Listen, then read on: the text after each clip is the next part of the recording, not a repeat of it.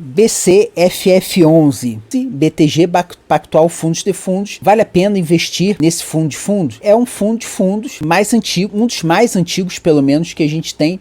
Início das atividades, janeiro de 2010. Estou gravando, início de maio de 2022. Temos tempo de análise do fundo. Está sofrendo, como todo fundo de fundo, a desvalorização em 12 meses de menos 20, quase 24%. Olhar nos últimos 5 anos, aquilo subiu pra caramba. 2019 teve, evidentemente, queda da pandemia, voltou, se recuperou e voltou a cair de novo. No momento da gravação desse vídeo, a Selic vai estar em 12,75%.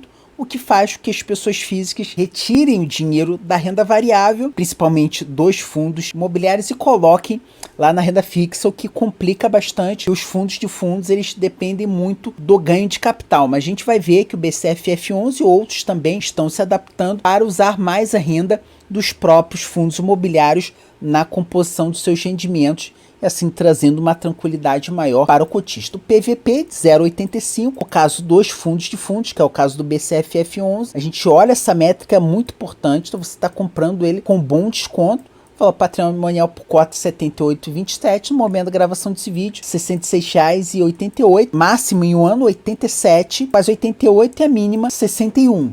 É muito melhor, lembre-se, fundos imobiliários é para renda. O ideal é você comprar o mais barato possível. Se você quiser comprar um fundo de fundo, tem que ser o mais barato. Melhor comprar a 61 que comprar a 66.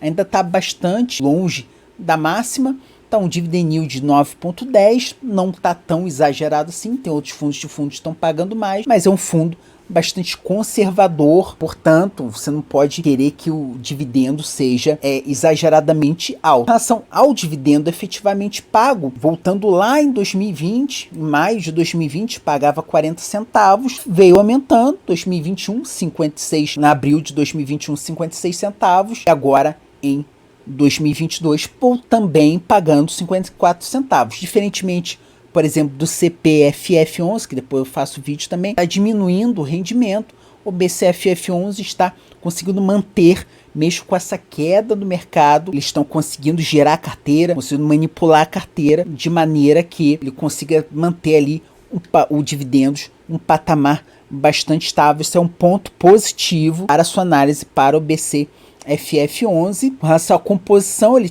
também tem CRIs, ele tem um fundo de fundo, não é o fundo de fundo puro, não é o puro sangue como fala. Ele tem 59 fundos imobiliários, tem 11 certificados de recebíveis imobiliários. Aqui, segundo o cálculo da gestora, dividend anualizado dos últimos 12 meses, 9,6% na seção investidor. Isso aqui é muito importante você analisar, principalmente esse último parágrafo, na verdade, primeiro e o último parágrafo dessa primeira parte aqui da divisão da tela, que ele diz o seguinte: setor de maior representatividade do BCFF11 atualmente é composto por FIIs de CRIs, por fundos de papel. Participação de 54% do patrimônio líquido.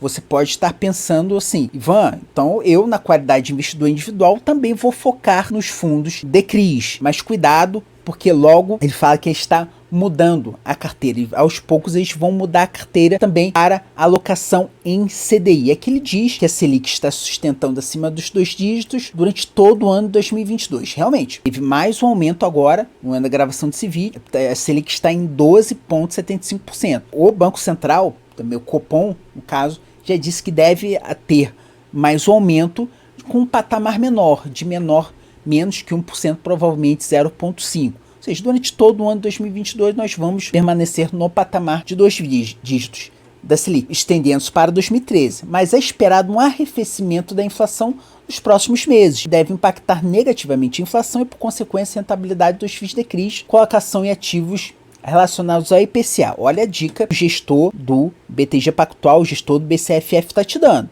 Vamos aprender junto com ele. Em linha com esse movimento, o BCFF tem realizado trocas de alocação de ativos que possuem como principal alocação da inflação para o CDI, a troca do IPCA para o CDI, de forma que esse segmento ainda deva permanecer como um dos principais setores de investimento. Do restante do portfólio, 43%, que é a parte significativa, é dividido em lajes corporativas, logísticas e shoppings. Porém, nesse outro parágrafo aqui dessa segunda divisão da tela, ele fala que o fundo está negociando ao preço sobre o valor patrimonial, que ele bota P/B de 0,85, baita de um desconto, conforme a gente já viu lá no Status Invest. Porém, dado que o portfólio de FIIs de CRI negocia muito próximo ao preço de valor patrimonial D1, por isso você tem que ter cuidado. Como eu sempre falo, não compre fundos de CRIs, DCRIs acima D1. Isso implica que todo desconto está inferido no portfólio de tijolos. Ou seja, fica a dica para você, investidor individual. Fundos de tijolos estão mais baratos. Significa que talvez seja uma hora de você olhar lá para o tijolo também. Eu esqueci de dar o seguinte recado, né? Como eu sempre falo, esse vídeo não representa uma recomendação nem de compra nem de venda de ativos citados. Eu vou pedir a gentileza de você se inscrever aqui no canal, ativar as notificações. Se tiver dúvidas, coloque nos comentários. Que ele fala que, ele continua, ao aplicar esse fator de desconto nos FIIs de tijolos, temos alguns casos do portfólio negociando abaixo de 50% do seu valor patrimonial. O fundo BCFF11 está negociando com um desconto de 25%. Porém, ele é composto majoritariamente de fundos de CRIs que estão negociando lá o seu valor patrimonial. Então, da onde está saindo esse desconto do BCFF11? Está saindo lá dos fundos de tijolos que estão tão baratos, estão jogando o preço sobre o valor patrimonial do BCFF11 lá embaixo. Ou seja, agora com essa questão, esse aumento da Selic, pode até ser ainda, temos mais uma baixa no mercado. Você tem que pensar no longo prazo. Você está comprando barato agora, está comprando várias cotas, depois, mais para frente, você vai ter o ganho de capital. Nem é o principal ganho de capital, o principal é você obter ali os rendimentos. Comprando barato, seu dividend yield vai aumentar, seu yield on cost também vai aumentar. Aqui ele coloca no gráfico 54% FIIs de CRIs e CRIs, 25% lajes corporativos, onde 11% contratos atípicos, aqui 6% shopping, 1% outros, 3% em caixa. Outro gráfico, esse gráfico que é bastante interessante, mas que renda de FIIs, essa barra de toda essa composição, que ele fala que em março de 2022 pagou 69 por cota, distribuindo, na verdade o resultado foi 69% por cota, mas ele distribuiu 54% dessa margem no caixa dele para futuras distribuições para equalizar. Quando que tem uma crise, então para não deixar muito o patamar do dividendo cair, ele pega aquele caixa, aquela sobra e distribui para você, e você fica bastante tranquilo. Essa barrinha mais escura, esse azul mais escuro é renda de FIIs. Tá maior, ganho de capital que 3 centavos, renda de CRI 2 centavos, quase nada. Na verdade o que tá mandando aqui é a renda de FIIs, isso que faz uma estratégia bastante interessante para não ter aquele ganho de capital. O mercado está em baixa, não tem como você comprar isso e vender mais caro. A questão está bem mais complicada. E aqui ele fala os top 20 da carteira, são esses fundos aqui no que nós não temos acesso, é ZBT, o REP, não tem acesso, Canip é para qualificado também, e depois aí sim a gente pode ter o BTCR, o IRIM, que é da Iridium, tem um CRI Duque, o BTLG, o FXC, que é o fundo de CRI, também que está sendo negociado com desconto, o BTLG, o fundo de logística,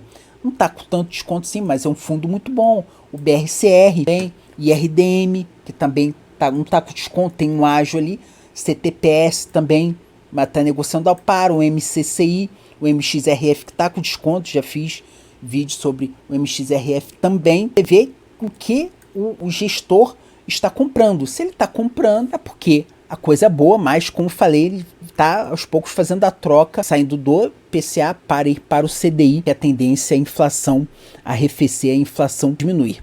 Que ele fala sobre as demonstrações, o histórico de distribuição, a gente vê que tem aumentado ao longo do tempo. E o recado de hoje é esse, a gente acabou o relatório gerencial, passamos sobre todas as partes importantes dele.